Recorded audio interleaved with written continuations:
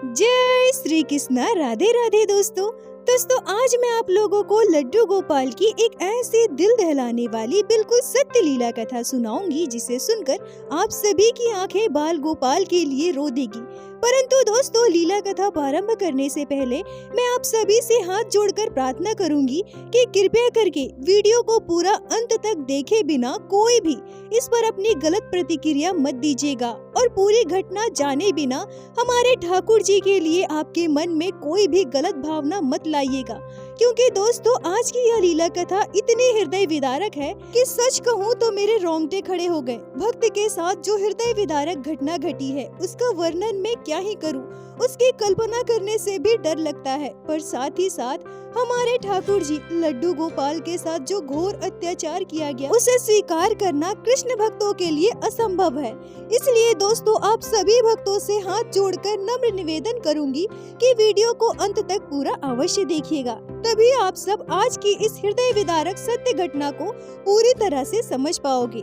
आशा करती हूँ आज की यह लीला कथा आपके हृदय को स्पर्श करेगी। दोस्तों आज की यह लीला कथा हमारे साथ शेयर की है पलामू में रहने वाली दिव्या पाठक जी ने। दिव्या जी कहती हैं कि मेरी शादी को 15 साल हुए हैं। शादी से पहले मुझे भगवान श्री कृष्ण के लड्डू गोपाल स्वरूप के बारे में ज्यादा कुछ पता नहीं था। मुझे यह तो पता था कि लड्डू गोपाल भगवान श्री कृष्ण के बाल स्वरूप है। मैंने कई बार मंदिरों में उनके दर्शन भी किए थे, पर लड्डू गोपाल को घर में विराजित कर उनकी नित्य सेवा की जाती है, ये सारी चीजें मुझे पता नहीं थी। शादी के बाद मैं अपने ससुराल आई और कुछ ही महीनों के बाद मैं अपने हस्बैंड के साथ पलामू रहने के लिए चली आई, क्योंकि यहाँ मेरे हस्बैंड नौकरी करते हैं। उस समय मैं और मेरे हस्बैंड यहाँ अकेले रहते थे। मेरे हस्बैंड सुबह ऑफिस चले जाते थे, दिन भर घर पर मैं अकेली रहती थी और यहीं पड़ोस में एक आंटी रहा करती थी। आंटी कृष्ण भक्त थी। लड्डू गोपाल उनके घर विराजित थे, जिनकी सेवा आंटी बहुत ही प्यार से श्रद्धा भाव से किया करती थी। जब हम पलामू में फ्लैट में शिफ्ट हुए तब हमने घर पर एक छोटी सी पूजा रखवाई थी, जिसमें हमने अपने पड़ोसियों को बुलाया था। आंटी के घर भी हमने निमंत्रण दिया था और आंटी हमारे घर आई थी अपने प्यारे से छोटे से लड्डू गोपाल को लेकर। वहीं मैंने पहली बार आंटी के लड्डू गोपाल के दर्शन किए थे। मुझे उस समय बड़ा ही आश्चर्य लगा था कि आंटी अपने साथ अपने कान्हा को लेकर आई है, क्योंकि मुझे उस समय ज्यादा जानकारी नहीं थी। पर धीरे धीरे आंटी के घर हमारा आना जाना बढ़ने लगा। अंकल सरकारी स्कूल में टीचर थे, तो वो अपने स्कूल चले जाते थे और मेरे हस्बैंड भी ऑफिस चले जाते थे, तो आंटी कभी कभी हमारे घर आ जाया करती थी। आंटी से बैठकर मैं घंटों बातें किया करती थी और सबसे अच्छी बात मुझे यह लगती थी कि आंटी कभी भी अपने कान्हा को घर पर अकेले छोड़कर नहीं आती थी। वो जब भी हमारे घर आती थी अपने लड्डू गोपाल को साथ लेकर आती थी और अपने गोद में ही बिठाए रखती थी। अब मेरे घंटों आंटी से लड्डू गोपाल के बारे में बातें हुआ करती थी और मैं भी जब उनके घर जाती थी तो आंटी को मैं लड्डू गोपाल की सेवा करते देखती थी। धीरे धीरे मुझे लड्डू गोपाल की सेवा की पूरी पद्धति आंटी से पता चल चुकी थी और लड्डू गोपाल के द्वारा आंटी के साथ किए गए अनेकों लीलाएं आंटी मुझे बताया करती थी। वो कहा करती थी कि जो भक्त लड्डू गोपाल की सेवा करते हैं वो निरंतर अपने बाल गोपाल की कई लीलाओं को अनुभव करते हैं। नित्य सेवा में नटखट कान्हा उनके साथ कई लीलाएं करते हैं। अब दोस्तों कृष्ण भक्तों के साथ रहने में, उनके साथ समय व्यतीत करने में सबसे बड़ा जो आपको फायदा होगा वो यह होगा कि आपके अंदर भी कृष्ण भक्ति के गुण आएंगे। आपके मन में भी ठाकुर जी के प्रति श्रद्धा भक्ति जागेगी। दिव्या जी कहती हैं कि मेरे साथ भी बिल्कुल ऐसा ही हुआ था।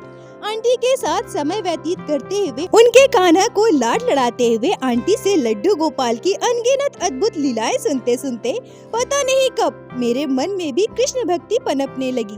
लड्डू गोपाल मुझे इतने अच्छे लगने लगे कि अब मेरे मन में भी यह भाव आया कि मुझे भी अपने घर लड्डू गोपाल का एक छोटा सा प्यारा सा शिव विग्रह लेकर आना है और उनकी सेवा करनी है। यह बात मैंने आंटी से कही तो आंटी बहुत प्रसन्न हो गई। ऐसा लग रहा था मानो कन्हैया हमारे घर नहीं उनके घर आने वाले हैं। दोस्तों यही हाल होता है एक कृष्ण भक्त का, और मैं अपने लीला कथाओं में हमेशा कहती हूँ कि अगर मेरे द्वारा आप सभी के साथ शेयर की गई लीला कथा को सुनकर किसी एक के मन में भी कृष्ण भक्ति का भाव आए, कोई इंसान कृष्ण भक्ति को अपनाकर लड्डू गोपाल की सेवा करे, तो सच मानिए तो मैं अपने आप को बहुत सौभाग्यशाली महसूस करती हूँ, क्योंकि इस कलयुग में कृष्ण की भक्ति को फैलाना, भगवान श्री कृष्ण के महिमा को फैलाना, कृष्ण नाम का प्रचार प्रसार करना, इससे बड़ी उपलब्धि, इससे बड़ा पुण्य मुझे नहीं लगता कि इस संसार में और कुछ भी हो सकता है।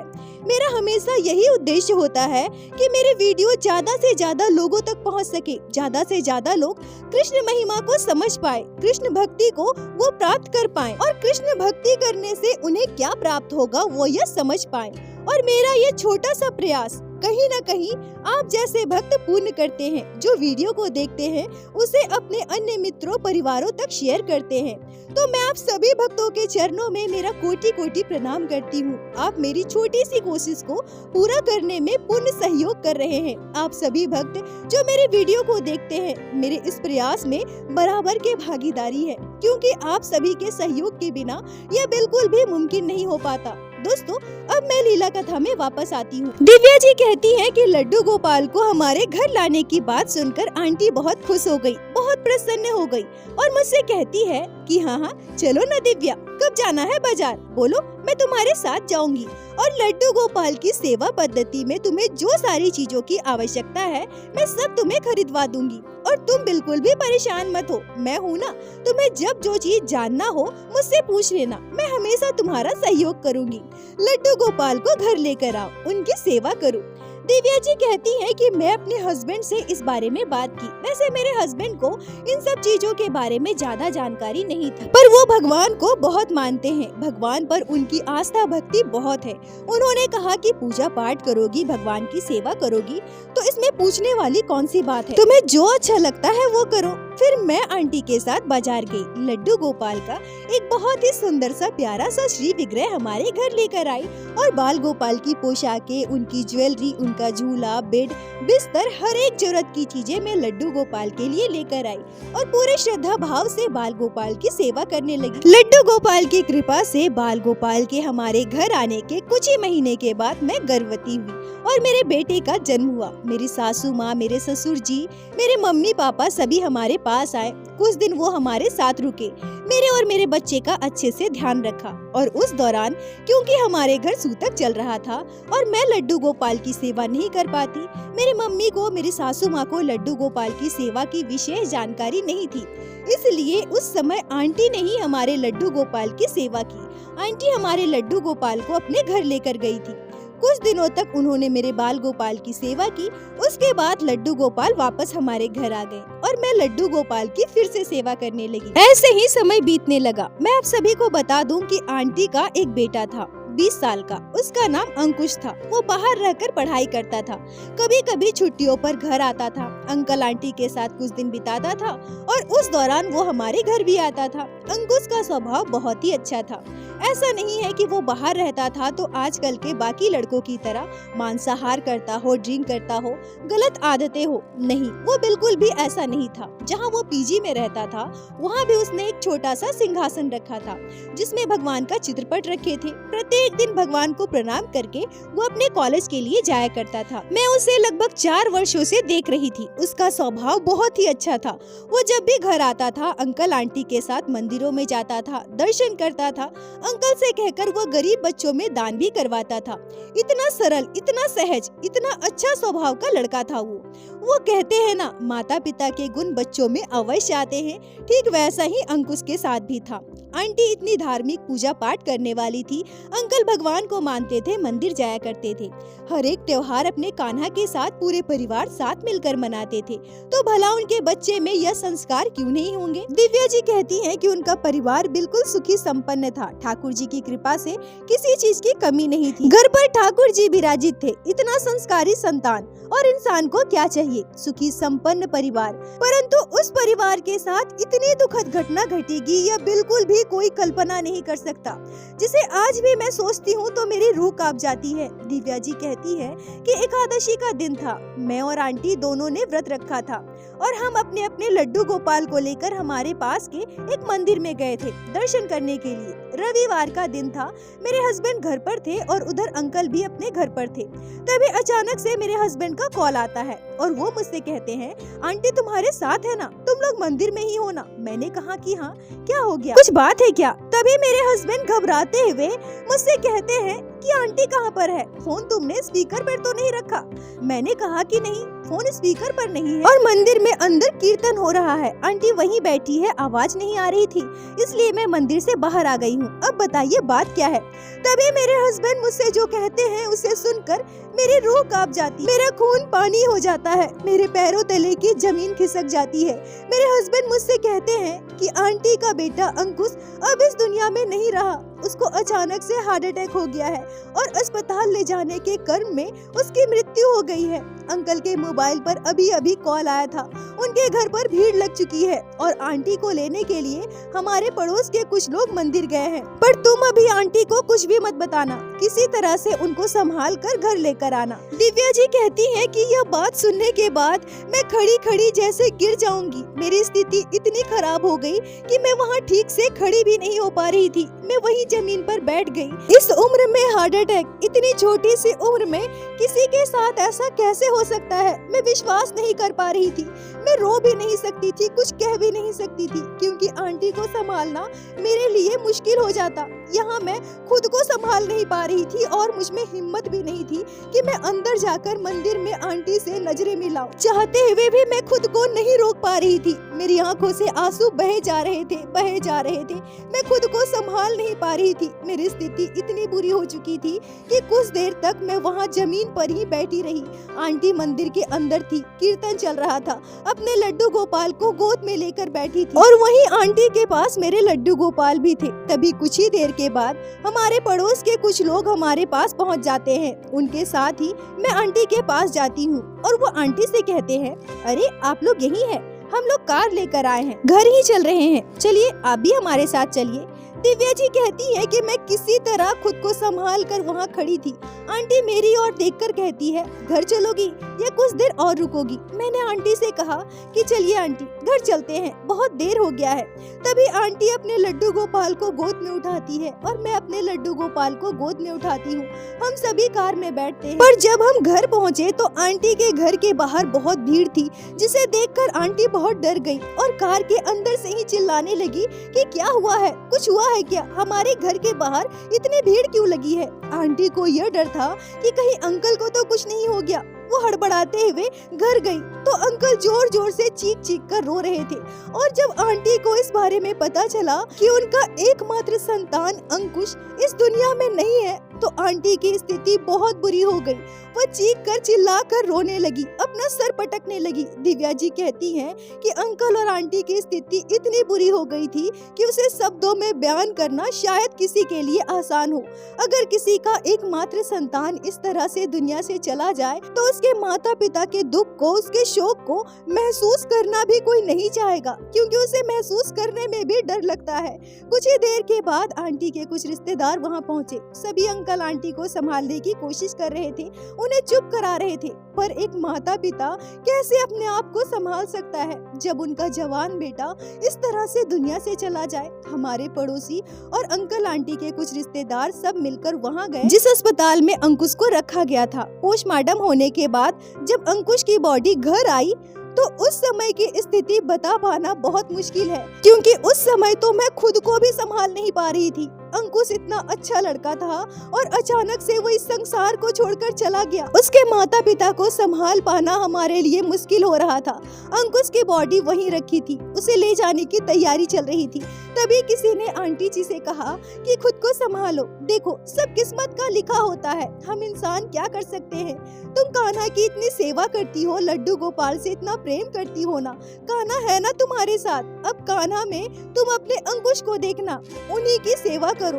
अब लड्डू गोपाल ही तुम्हारे अंकुश है, जो होना था हो गया, खुद को संभालो। दिव्या जी कहती हैं कि तभी आंटी को पता नहीं क्या हुआ, वो दौड़कर अपने कमरे में गई जहां उन्होंने लड्डू गोपाल को रखा था और झट से बाल गोपाल को वहां से नीचे गिरा दिया। रोते हुए चिल्लाते हुए कहती है, मैं वर्षों से आपकी सेवा कर रही हूँ और आपने मेरे साथ क्या किया, मेरे एकमात्र संतान को मुझसे छीन लिया।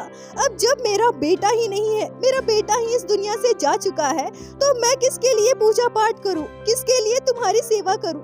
और तुम सच में भगवान हो, अगर भगवान होते तो मेरे साथ इतना अनिष्ट करते, कभी भी नहीं, कभी नहीं करते।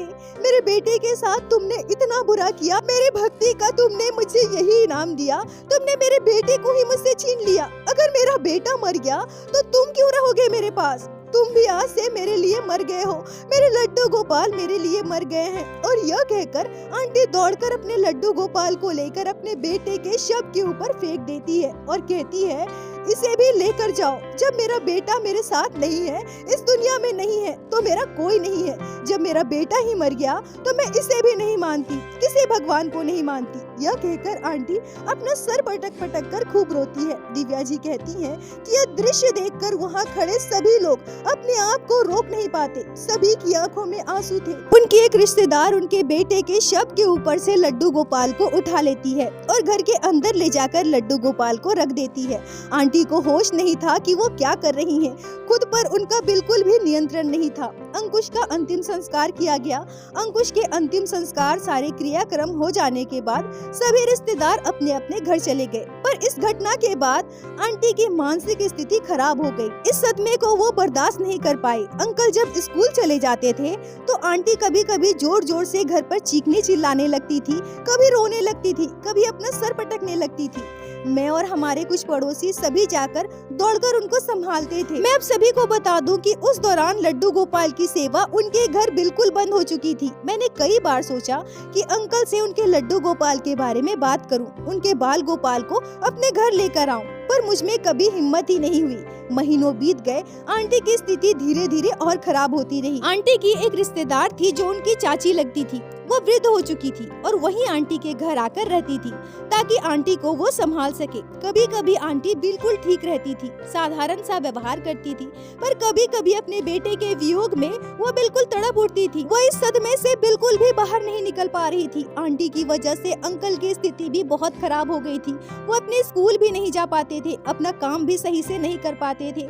घर संभाले, अपनी पत्नी को संभाले या फिर अपना काम देखे। दिव्या जी कहती हैं कि आंटी से ज्यादा तो मुझे अंकल को देखकर बुरा लगता था, क्योंकि वो पुरुष है, अपनी व्यथा को बयान नहीं कर पाते थे। वो अंदर ही अंदर घुटते रहते थे। परिवार, पत्नी और अपने काम, और फिर इतना बड़ा सदमा, उनके बेटे का वियोग, वो कैसे सह रहे थे? ये सोचकर भी कोई इंसान सहम जाए। इस घटना को महीनों बीत गए। फिर मैंने एक दिन अंकल से हिम्मत करके बात की कि वो अपने लड्डू गोपाल को मुझे दे दे, मैं उनकी सेवा करूंगी। मैंने उनसे कहा कि आपके लड्डू गोपाल कहाँ है अंकल? उनकी सेवा आपके घर नहीं हो रही है तो कृपया करके आप अपने लड्डू गोपाल मुझे दे दीजिए, मैं उनकी सेवा करूंगी।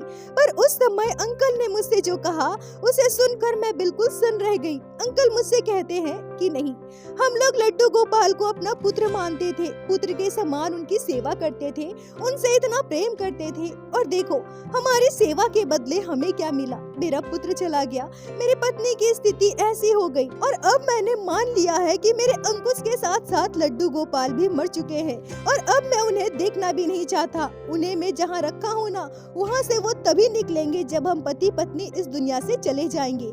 दिव्या जी कहती है कि इसके बाद मेरी हिम्मत नहीं हुई कि मैं अंकल से कुछ भी कह सकूं। उनके स्थान पर खुद को रख कर देखिए उन पर क्या बीत रही थी। इतने वर्षों में उन्होंने क्या पाया था और अब उन्होंने क्या खोया। दोस्तों, यही होता है ना, जो इंसान भक्ति करते हैं, ठाकुर जी की सेवा करते हैं, अगर उन पर कोई दुख आए तो वो सबसे पहले अपने भगवान को दोष देते हैं। उनके साथ कोई अनिष्ट घटना घट जाए तो उन्हें ऐसा लगता है कि हमारे साथ ऐसा क्यों हुआ, हम तो भगवान की इतनी सेवा करते हैं ना, फिर ऐसा क्यों किया भगवान ने हमारे साथ? भगवान ने उस घटना को रोका क्यों नहीं?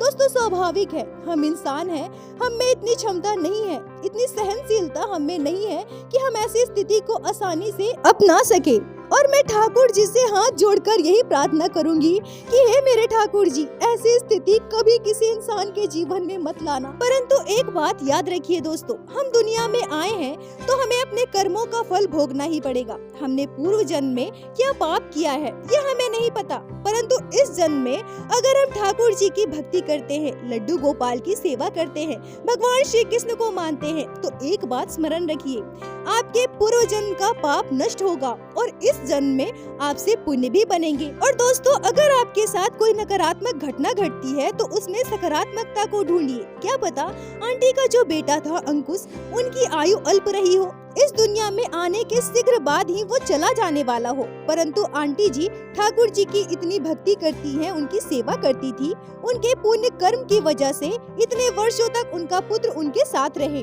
और भी कोई भयानक दुर्गति उनके साथ हो सकती थी, या फिर और भी कोई भयानक दुर्गति उनके साथ घट सकती थी। ठाकुर जी की कृपा से, ठाकुर जी की भक्ति सेवा के पुण्य कर्म की वजह से उन्हें सद्गति प्राप्त हुई हो। क्या पता ठाकुर जी अंकुश को अपने साथ गोलोक धाम लेकर गए हो, बैकुंठ निवास दिया हो, ठाकुर जी ने जीवन मरण के चक्र से उनकी आत्मा को आजाद कर दिया हो। दोस्तों, कुछ भी हो सकता है। अगर आपको ठाकुर जी पर विश्वास है, आपको अपने भक्ति पर विश्वास है, तो यकीन मानिए वो सर्वोपरि है, जगत के पालनहार भगवान श्री कृष्ण आपको कभी भी निराश नहीं करेंगे, आपकी दुर्गति को सद्गति में बदल देंगे।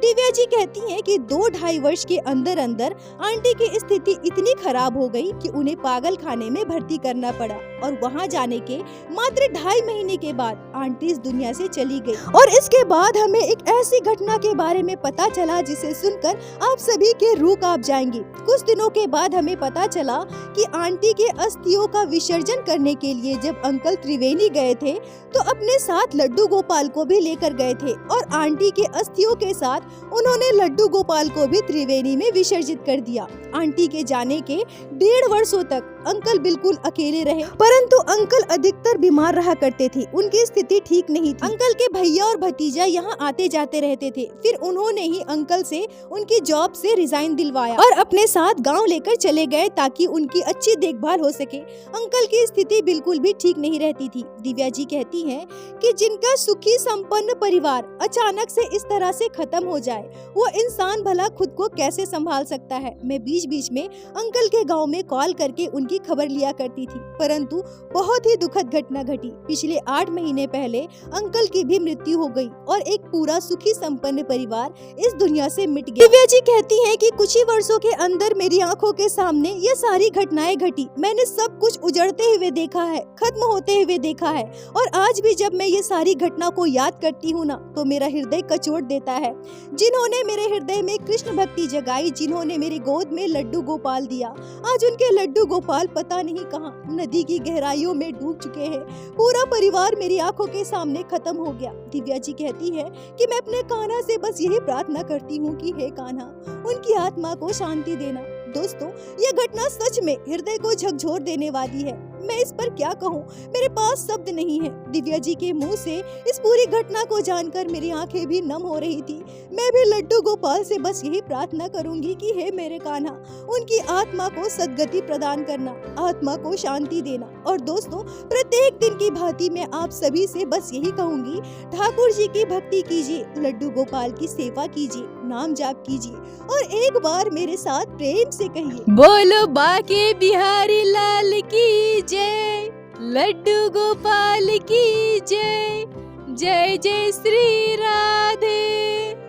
दोस्तों, यदि आप लोगों को आज की यह लीला कथा अच्छी लगी हो, आपके हृदय को स्पर्श की हो, तो कृपया वीडियो को लाइक करके अपने दोस्तों के साथ शेयर अवश्य करें, जिससे बाकी भक्त भी लड्डू गोपाल की इस अद्भुत लीला कथा को श्रवण कर सके। और हमारे चैनल को सब्सक्राइब करें, जिससे प्रतिदिन आप लोग हमारे चैनल पे श्री बाके बिहारी श्री लड्डू गोपाल की लीला कथा सुन सके। दोस्तों, यदि आपके जीवन में घटी हो कोई भी चमत्कारी घटना या लड्डू गोपाल ने कभी भी की हो कोई भी लीला जिसे आप हम सभी के साथ शेयर करना चाहते हैं, तो कृपया हमें इंस्टाग्राम पे मैसेज करें। हम आपसे कांटेक्ट करेंगे और आपकी उस लीला कथा को हमारे चैनल पे बाकी सारे भक्तों के साथ शेयर अवश्य करेंगे। लड्डू गोपाल की कृपा आप पर और आपके पूरे परिवार पर बनी रहे। राधे राधे दोस्तों।